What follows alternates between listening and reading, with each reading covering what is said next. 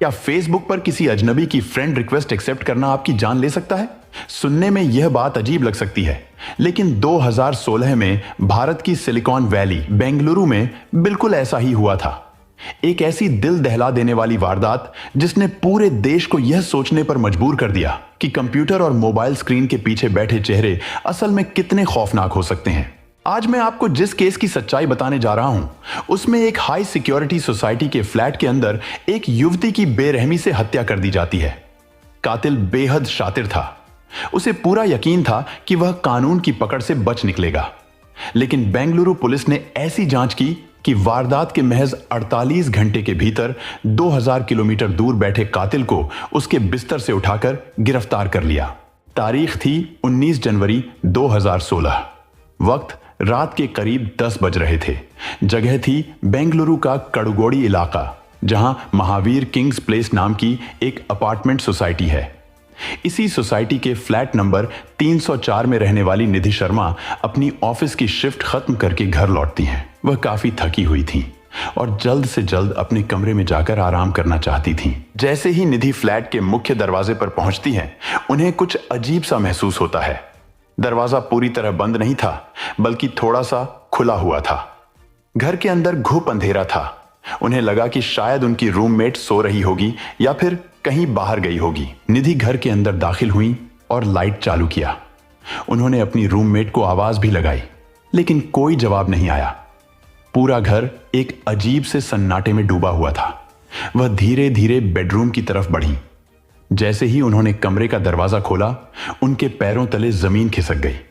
उनके मुंह से ऐसी चीख निकली कि पूरी सोसाइटी दहल उठी। कमरे के फर्श पर चारों तरफ खून बिखरा हुआ था और उसी खून के बीच पड़ी थी उनकी 31 वर्षीय रूममेट कुसुम रानी सिंघला की लाश। कुसुम की आंखें खुली हुई थीं, चेहरा नीला पड़ चुका था और उनके गले में बहुत ही बेरहमी से उनके ही लैपटॉप चार्जर का काला तार कसकर लिपटा हुआ था। यह मंजर देखकर निधि बुरी तरह घबरा गई। उनका पूरा शरीर थर थर कांप रहा था। उनकी चीख सुनकर सोसाइटी के गार्ड और आसपास के कुछ लोग दौड़ते हुए फ्लैट तक पहुंचे, लेकिन कमरे के अंदर का दृश्य देखते ही उनके भी होश उड़ गए। बिना एक पल गवाए पुलिस को सूचना दी गई और खबर मिलते ही कुछ ही मिनटों में पुलिस की टीम घटनास्थल पर पहुंच गई और जांच शुरू कर दी। लेकिन इस खौफनाक वारदात की गहराई तक पहुंचने से पहले यह जानना बहुत जरूरी है कि आखिर कुसुम रानी सिंघला कौन थी। उनकी जिंदगी में ऐसा क्या हुआ था कि किसी ने उनकी इतनी बेरहमी से हत्या कर दी। यकीन मानिए, जैसे जैसे इस केस की परतें खुलेंगी, वैसे वैसे आपके सामने ऐसी सच्चाई आएगी जो न सिर्फ आपको हैरान कर देगी, बल्कि बहुत कुछ सोचने पर भी मजबूर कर देगी। कुसुम मूल रूप से पंजाब के बरनाला जिले की रहने वाली थीं। उनके पिता का नाम रमेश कुमार सिंघला था। परिवार में एक छोटा भाई भी था जिसका नाम सतीश सिंघला है। यह एक साधारण, सम्मानित और मध्यम वर्गीय परिवार था, लेकिन इस परिवार की सबसे बड़ी पहचान थी कुसुम। वह सिर्फ घर की बेटी या बहन नहीं थी, बल्कि पूरे परिवार का गर्व थी। बचपन से ही कुसुम पढ़ाई में बेहद होशियार थीं। उन्होंने साल 2002 में इंजीनियरिंग की पढ़ाई शुरू की और साल 2006 में कंप्यूटर साइंस से बीटेक की डिग्री हासिल की। उस समय छोटे शहरों की लड़कियों का आईटी सेक्टर में इस तरह अपनी पहचान बनाना बहुत बड़ी उपलब्धि माना जाता था। डिग्री पूरी होते ही कुसुम का प्लेसमेंट उत्तर प्रदेश के नोएडा में हो गया। साल 2007 से लेकर 2012 तक उन्होंने नोएडा और गाजियाबाद की कई प्रतिष्ठित कंपनियों में काम किया। इनमें एमडॉक्स जैसी बड़ी टेक कंपनी भी शामिल थी। इसके बाद उन्होंने IBM ज्वाइन कर ली। कुसुम का करियर लगातार नई ऊंचाइयों की तरफ बढ़ रहा था। ऐसा लग रहा था कि उन्होंने अपनी जिंदगी की सही दिशा चुन ली है। लेकिन अक्सर जिंदगी वहीं से करवट लेती है जहां इंसान सबसे कम उम्मीद करता है। कुसुम के साथ भी कुछ ऐसा ही होने वाला था। साल 2011 में परिवार की सहमति से उनकी शादी पंजाब के ही एक हाई प्रोफाइल IT प्रोफेशनल से हुई। दोनों पढ़े लिखे थे, दोनों का करियर भी अच्छा था। पहली नजर में यह रिश्ता बिल्कुल परफेक्ट लगता था, लेकिन शादी के बाद धीरे धीरे दोनों परिवारों की सोच का फर्क सामने आने लगा। जिस परिवार में कुसुम की शादी हुई थी, वह नहीं चाहता था कि वह नौकरी करें। वैसे भी उनके पास किसी चीज की कमी नहीं थी। आर्थिक रूप से वे काफी संपन्न थे, लेकिन कुसुम के लिए नौकरी सिर्फ आमदनी का जरिया नहीं थी। उस मुकाम तक पहुंचने के लिए उन्होंने वर्षों तक कड़ी मेहनत की थी, कई संघर्षों का सामना किया था और अपने अनेक सपनों की कीमत चुकाई थी। इसलिए वह किसी भी कीमत पर अपना करियर छोड़ने के लिए तैयार नहीं थी। इसके अलावा एक और बात भी थी। कुसुम की गर्दन के पास कुछ दाग थे, जिन्हें लेकर उन्हें ससुराल में ताने सुनने पड़ते थे। धीरे धीरे यह बात भी रिश्ते में तनाव की एक बड़ी वजह बन गई। एक तरफ करियर को लेकर मतभेद थे, तो दूसरी तरफ इस तरह का व्यवहार उन्हें भीतर तक आहत कर रहा था। समय बीतने के साथ दोनों के बीच दूरियां बढ़ती चली गईं और रिश्ते पर इसका गहरा असर पड़ने लगा। लेकिन इन सब के बावजूद कुसुम अपने फैसले पर अडिग रहीं। वह जानती थीं कि अगर उन्होंने अपना करियर भी छोड़ दिया तो उनकी आत्मनिर्भरता और आत्मसम्मान का सबसे मजबूत सहारा भी उनसे छिन जाएगा। ऐसे में उनके लिए सम्मान के साथ जीना और भी कठिन हो जाएगा। हालांकि हर दबाव के बावजूद कुसुम ने अपनी नौकरी नहीं छोड़ी, जिसका नतीजा यह हुआ कि शादी के महज 2 साल बाद यानी 2013 से 2014 के दौरान दोनों ने आपसी सहमति से कानूनी तौर पर तलाक ले लिया। यहां तक सब कुछ बिल्कुल ठीक ही था। हालांकि शादी का टूटना किसी भी महिला के लिए आसान नहीं होता। कुसुम भी इस दर्द से गुजरी, लेकिन उन्होंने खुद को टूटने नहीं दिया। उन्होंने अपने अतीत को अपनी कमजोरी नहीं बनने दिया, बल्कि उसी को अपनी ताकत बना लिया। कुसुम ने अपना पूरा ध्यान काम पर लगा दिया, दिन रात मेहनत की और IBM में पूरी लगन से काम करती रहीं। उनकी मेहनत रंग लाई। कंपनी ने उन्हें बड़ा प्रमोशन दिया। इसी प्रमोशन के बाद इस मर्डर की घटना से करीब 6 महीने पहले यानी अगस्त 2015 में उनका ट्रांसफर बेंगलुरु के व्हाइटफील्ड कैंपस में कर दिया गया। इसके बाद कुसुम ने पंजाब और नोएडा को पीछे छोड़ दिया और बेंगलुरु के महावीर किंग्स प्लेस अपार्टमेंट के फ्लैट नंबर 304 में रहने लगी। लेकिन उन्हें बिल्कुल भी अंदाजा नहीं था कि जिस शहर में वह अपने करियर का सबसे खूबसूरत अध्याय लिखने आई हैं, वहीं उनकी जिंदगी का सबसे दर्दनाक अध्याय भी उनका इंतजार कर रहा है। इधर जब पुलिस कड़ुगोड़ी के उस फ्लैट पर पहुंची तो उनके सामने यह बिल्कुल ब्लाइंड मर्डर केस था।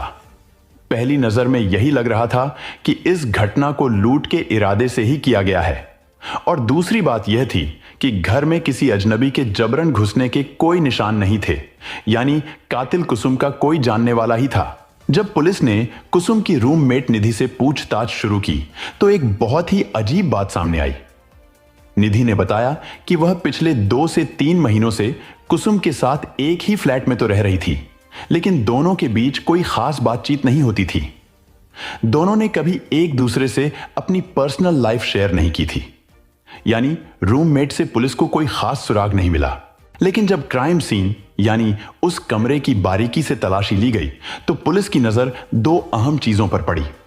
पहला, कुसुम का मोबाइल फोन वहां से गायब था, और दूसरा, यूटिलिटी विंडो के पास खून से सनी हुई एक जीन्स फेंकी हुई थी। लेकिन अब भी पुलिस के सामने सबसे बड़ा सवाल था कि कातिल कौन था और वह अंदर आया कैसे।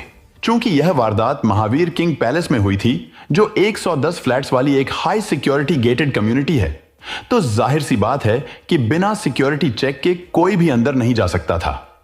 पुलिस ने तुरंत गेट पर रखा विजिटर रजिस्टर खंगाला और यहीं उन्हें मिला पहला बड़ा सुराग। रजिस्टर में दर्ज था कि सुखबीर नाम का एक शख्स दोपहर ठीक 12:20 पर अपार्टमेंट के अंदर आया था और 3:20 पर बाहर निकला। उसने रजिस्टर में अपना एक मोबाइल नंबर भी लिखा था। पुलिस ने बिना देर किए उस नंबर पर कॉल किया, लेकिन वह नंबर इस्तेमाल में ही नहीं था। वह एक फेक नंबर था। पुलिस ने कॉल डिटेल और लोकेशन निकालने की बहुत कोशिश की, लेकिन कोई नतीजा नहीं निकला। हालांकि एंट्री और एग्जिट गेट के CCTV फुटेज में उस आदमी का चेहरा बिल्कुल साफ दिखाई दे रहा था। चेहरा पुलिस के सामने था, सुराग मौजूद थे, लेकिन फिर भी जांच एक डेड एंड पर आकर रुक गई थी। वह शख्स कौन था और कहां का था, यह कोई नहीं जानता था। लेकिन तभी जांच अधिकारियों ने एक बहुत ही बारीक मगर लॉजिकल पॉइंट पर गौर किया। फ्लैट का दरवाजा टूटा हुआ नहीं था। घर में किसी के भी जबरदस्ती घुसने के कोई निशान नहीं थे। इसका सीधा सा मतलब था कि जो भी अंदर आया था उसे कुसुम जानती थी। उसी ने दरवाजा खोला था, और अगर कोई जान पहचान वाला मिलने आ रहा था तो यकीनन यहां पहुंचने से पहले उन दोनों के बीच फोन पर बात भी जरूर हुई होगी। इसी थ्योरी पर काम करते हुए पुलिस ने कुसुम का कॉल डिटेल रिकॉर्ड निकलवाया और जैसे ही यह सीडीआर पुलिस के हाथ लगा, पूरे केस का रुख ही पलट गया। पुलिस ने देखा कि उस अनजान आदमी के फ्लैट में आने से ठीक 2 घंटे पहले कुसुम के नंबर पर एक खास नंबर से कई बार बात हुई थी। जब उस संदिग्ध नंबर को ट्रैक किया गया तो उसकी लोकेशन कर्नाटक से सैकड़ों किलोमीटर दूर हरियाणा के पलवल जिले के रिबाद नाम के गांव में एक्टिव मिली। अब बिना एक पल की भी देरी किए बेंगलुरु की व्हाइटफील्ड पुलिस की एक टीम सीधे हरियाणा के लिए रवाना हो गई। वहां की लोकल पुलिस को साथ लेकर सुबह करीब 5 बजे सुखबीर के घर पर रेड मारी गई। उस वक्त वह गहरी नींद में सो रहा था। पुलिस ने उसे वहीं धर दबोचा। ट्रांजिट वारंट और जरूरी कागजी कार्रवाई पूरी करने के बाद पुलिस उसे लेकर वापस बेंगलुरु आ गई। 21 जनवरी 2016 को बेंगलुरु शहर की पुलिस ने सुखबीर की गिरफ्तारी का आधिकारिक ऐलान कर दिया। वारदात के महज 48 घंटे के अंदर पुलिस ने कातिल को ढूंढ निकाला था। जब पुलिस ने सुखबीर से कड़ाई से पूछताछ की तो वह टूट गया और उसने अपना जुर्म कबूल कर लिया। लेकिन पूछताछ में हत्या की जो कहानी निकलकर सामने आई वह किसी के भी रोंगटे खड़े कर देने के लिए काफी थी। एक ऐसी वजह जिसने हर सुनने वाले को गहराई से सोचने पर मजबूर कर दिया। दरअसल 28 साल का सुखबीर हरियाणा के पलवल का रहने वाला था। साल 2011 से 2013 के बीच वह बेंगलुरु में याहू और एक्सेंचर जैसी बड़ी कंपनियों में सॉफ्टवेयर इंजीनियर के तौर पर काम कर चुका था। लेकिन वक्त हमेशा एक जैसा नहीं रहता। कुछ समय बाद उसकी नौकरी चली गई और वह दिल्ली लौट आया। अब उसके पास न कोई काम था और न ही कमाई का कोई जरिया। ऊपर से वह भारी कर्ज में डूब चुका था। पुलिस जांच में यह भी पता चला कि बेंगलुरु में रहने के दौरान उसके खिलाफ एचएसआर लेआउट पुलिस स्टेशन में चोरी का एक मामला भी दर्ज हुआ था। सुखबीर शादीशुदा था और उसके बच्चे भी थे, लेकिन इस समय उसकी सबसे बड़ी चिंता अपना कर्ज चुकाना था। पूछताछ के दौरान पुलिस को पता चला कि वह कुसुम को पहले से बिल्कुल नहीं जानता था। दोनों की बातचीत सिर्फ 8 जनवरी 2016 के बाद शुरू हुई थी। असल में 31 दिसंबर 2015 और 1 जनवरी 2016 को सुखबीर ने फेसबुक पर कई महिलाओं को बिना जाने पहचाने हैप्पी न्यू ईयर के मैसेज और फ्रेंड रिक्वेस्ट भेजी थी। उसका मकसद सिर्फ दोस्ती करना नहीं था, वह ऐसी महिला की तलाश में था जिससे वह भावनात्मक रिश्ता बनाकर आर्थिक फायदा उठा सके। नौकरी छूटने के बाद लिया गया लोन अब उसके गले की फांस बन चुका था। उन्हीं सैकड़ों मैसेज और फ्रेंड रिक्वेस्ट में से एक रिक्वेस्ट कुसुम के पास भी गई थी और दुर्भाग्य की बात यह रही कि 8 जनवरी 2016 को कुसुम ने उसे स्वीकार भी कर लिया। दोनों के बीच चैटिंग शुरू हुई।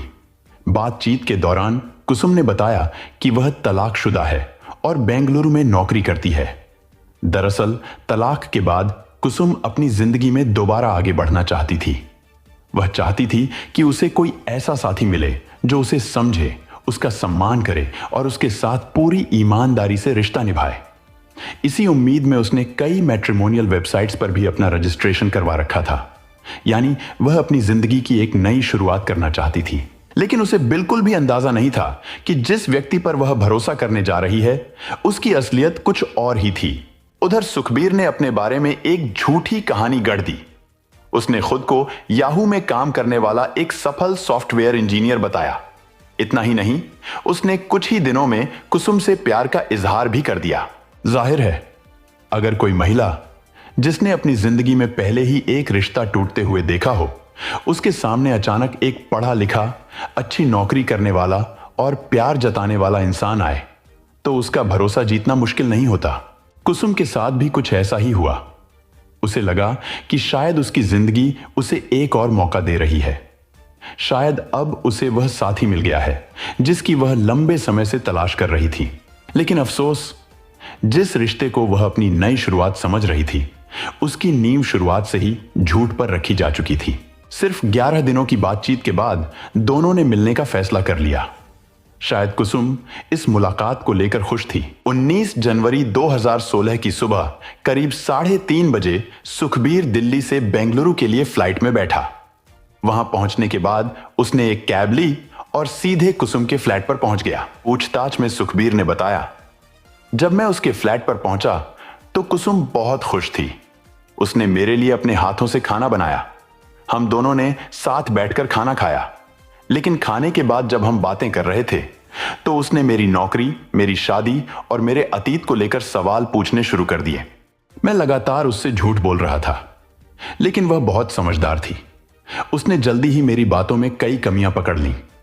जब उसने मुझसे बार बार सच बताने को कहा तो आखिरकार मुझे मानना पड़ा कि मैं बेरोजगार हूं और भारी कर्ज में डूबा हुआ हूं। सुखबीर के मुताबिक सच सामने आते ही कुसुम का व्यवहार बदल गया। वह उससे बेहद नाराज हो गई, जबकि मुझे पैसों की बहुत जरूरत थी। सच कहूं तो मैं उसी उम्मीद से दिल्ली से बेंगलुरु आया था। मुझे विश्वास था कि किसी न किसी तरह उससे कुछ पैसे ले लूंगा। इसलिए मैंने उससे कहा कि मुझे तुरंत 50,000 रुपए चाहिए। मैंने वादा किया कि बाद में सारे पैसे लौटा दूंगा, लेकिन कुसुम ने साफ इनकार कर दिया। उसने कहा, तुमने खुद को बड़ा इंजीनियर बताकर मुझसे झूठ बोला और अब मुझसे पैसे मांग रहे हो।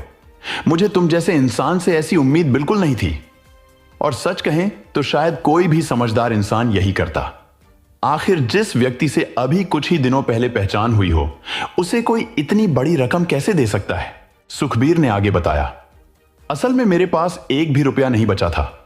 मैं वहां सिर्फ पैसे लेने के इरादे से गया था, लेकिन जब उसने साफ मना कर दिया तब मुझे एहसास हुआ कि मेरे पास वापस दिल्ली जाने के किराए तक के पैसे नहीं बचे हैं। इसलिए आखिर में मैंने उससे कहा कि अगर 50,000 नहीं दे सकती तो सिर्फ 5,000 रुपये ही दे दें। लेकिन बात यहीं खत्म नहीं हुई। सुखबीर के मुताबिक उसने मुझे कुछ ऐसी बातें कहीं जिन्होंने मेरे अहंकार को ठेस पहुंचाई। मुझे इतना गुस्सा आया कि मेरा खुद पर से नियंत्रण खत्म हो गया। मैंने टेबल पर रखा एक बॉल पेन उठाया और पूरी ताकत से उसके सिर और चेहरे पर कई वार कर दिए। वह दर्द से चीखते हुए फर्श पर गिर गई। अब मुझे डर था कि अगर वह जिंदा बच गई तो पुलिस को बुला लेगी। तभी मेरी नजर उसके लैपटॉप के चार्जर पर पड़ी। मैंने चार्जर की मजबूत काली तार निकाली, उसे उसके गले में लपेटा और तब तक खींचता रहा जब तक उसकी सांसें पूरी तरह बंद नहीं हो गईं। इसके बाद सुखबीर ने कुसुम का मोबाइल फोन और उसके एटीएम कार्ड अपने पास रख लिए। उसकी पैंट पर खून के धब्बे लग चुके थे, इसलिए उसने कुसुम की अलमारी खोली, उसमें से एक पैंट निकाला और उसे पहन लिया ताकि उस पर लगे खून के निशान किसी की नजर में ना आए। इसके बाद वह बिना किसी घबराहट के फ्लैट से बाहर निकला और सीधे पास के फोरम वैल्यू मॉल पहुंच गया। वहां उसने अपने लिए एक नई जीन्स और एक जोड़ी जूते खरीदे। लेकिन यह सब तो सिर्फ शुरुआत थी। अब उसके पास कुसुम का मोबाइल फोन भी था और उसके एटीएम कार्ड भी। इसलिए सबसे पहले उसने मोबाइल का इस्तेमाल करके कार्ड का पासवर्ड बदल दिया ताकि आगे पैसे निकालने में उसे कोई परेशानी ना हो। इसके बाद शाम करीब 4:38 पर वह आईसीआईसीआई बैंक के एक एटीएम पहुंचा और कुसुम के डेबिट कार्ड से 11,000 रुपए निकाल लिए। इतना ही नहीं, उसी दिन उसने कुसुम के डेबिट कार्ड से ही मुंबई होते हुए दिल्ली का फ्लाइट टिकट भी बुक कर लिया और शाम करीब 7 बजे बेंगलुरु से दिल्ली के लिए रवाना हो गया। इतना ही नहीं, अगले दिन यानी 20 जनवरी 2016 को वह बैंक पहुंचा और नकली हस्ताक्षर करके बैंक से 40,000 रुपए और निकाल लिए। दरअसल कुसुम ने अपने मोबाइल फोन में अपने हस्ताक्षर की एक फोटो सेव करके रखी हुई थी। सुखबीर की नजर उस फोटो पर पड़ गई थी और उसने उसी फोटो को देखकर कुसुम के हस्ताक्षर की हूबहू नकल की और नकली साइन तैयार कर लिया था। पूछताछ के दौरान उसने पुलिस को बताया कि उसे पूरा भरोसा था कि वह कभी पकड़ा नहीं जाएगा, क्योंकि फ्लैट में एंट्री करते समय उसने विजिटर रजिस्टर में अपना सही मोबाइल नंबर नहीं लिखा था। उसे लगता था कि पुलिस की जांच वहीं आकर रुक जाएगी, लेकिन शायद वह यह भूल गया था कि हर अपराधी कोई न कोई ऐसी गलती जरूर करता है जो आखिरकार उसे कानून के सामने ला खड़ा करती है। फिलहाल पुलिस ने सुखबीर को गिरफ्तार कर जेल भेज दिया, लेकिन कानूनी लड़ाई यहीं खत्म नहीं हुई। अदालत में पहुंचने के बाद सुखबीर अपने पहले दिए गए बयान से मुकर गया। उसने खुद को बेगुनाह बताने की कोशिश की। इस पूरे मामले में कोई ऐसा चश्मदीद गवाह नहीं था जिसने अपनी आंखों से कुसुम की हत्या होते हुए देखी हो। यह मामला कई वर्षों तक बेंगलुरु की अदालत में चलता रहा। सुनवाई के दौरान पुलिस ने अदालत के सामने एक बेहद मजबूत थ्योरी पेश की, जिसे कानून की भाषा में लास्ट सीन थ्योरी कहा जाता है। इस मामले में कुसुम को आखिरी बार जीवित सिर्फ सुखबीर के साथ देखा गया था। अपार्टमेंट की विजिटर बुक में सुखबीर के हस्ताक्षर मौजूद थे। फॉरेंसिक जांच में उनका मिलान कराया गया और यह साबित हो गया कि वे हस्ताक्षर उसी के थे। इसके अलावा CCTV footage, mobile call details, flight record, bank transaction और हत्या के तुरंत बाद कुसुम के एटीएम कार्ड से निकाले गए पैसों के डिजिटल सबूतों ने सुखबीर के बचाव के लगभग सभी रास्ते बंद कर दिए। आखिरकार मई 2026 में बेंगलुरु की विशेष अदालत ने इस मामले में अपना फैसला सुनाया। फैसला सुनाते हुए अदालत ने टिप्पणी की कि एक पढ़ा लिखा व्यक्ति जब अपने ज्ञान और समझ का इस्तेमाल अपराध करने और कानून से बचने के लिए करता है तो वह समाज के लिए और भी ज्यादा खतरनाक बन जाता है। इसके बाद अदालत ने सुखबीर को आजीवन कारावास और जुर्माने की सजा सुनाई।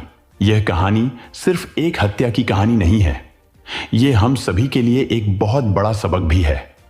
सोशल मीडिया की दुनिया में सामने वाला व्यक्ति जैसा दिखाई देता है, जरूरी नहीं कि वह असल जिंदगी में भी वैसा ही हो। इस मामले की जांच से जुड़े एक वरिष्ठ पुलिस अधिकारी का भी मानना था कि अगर कुसुम की पहली मुलाकात सुखबीर से फेसबुक पर नहीं बल्कि सामान्य परिस्थितियों में आमने सामने हुई होती तो शायद वह उसके झूठ को पहले ही पहचान लेती और आज जिंदा होती।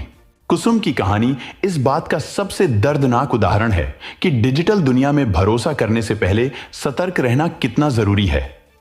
अगर आप कभी किसी ऐसे व्यक्ति से मिलने जा रहे हैं जिससे आपकी पहचान सिर्फ सोशल मीडिया के जरिए हुई है तो पूरी जांच पड़ताल करें, अपने परिवार या दोस्तों को इसकी जानकारी दें और अपनी सुरक्षा से कभी समझौता न करें। हो सकता है आपकी एक छोटी सी सावधानी किसी बड़े हादसे को होने से रोक दे। अगर आपको लगता है कि यह कहानी ज्यादा से ज्यादा लोगों तक पहुंचनी चाहिए ताकि कोई और ऐसी गलती न दोहराए तो इस वीडियो को जरूर शेयर कीजिए। अपना और अपने परिवार का अच्छे से ध्यान रखिए। जय हिंद।